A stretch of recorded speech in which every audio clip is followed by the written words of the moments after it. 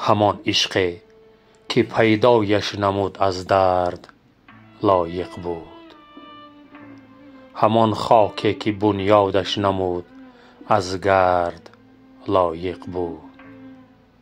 چو یعقوب تمنا چشم را با عشق بینا کرد، همان پیکی که بر کنان شیر آورد لایق بود.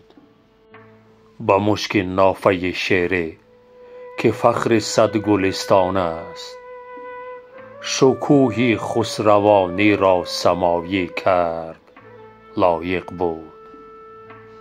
پریشان حالی بی دردها را او پریشان کرد، همان گرمی که جویا بود هر دل سرد لایق بود. ز پا افتادگان را همسفر بودن جوانمردی، لوا بردار پند رودکی را مرد لایق بود.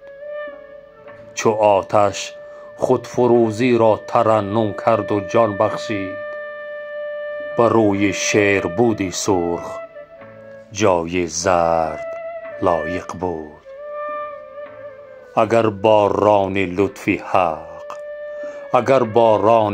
حق بر روی شیر سیل آورد، همان گنجی که سیل آورد لایق بود.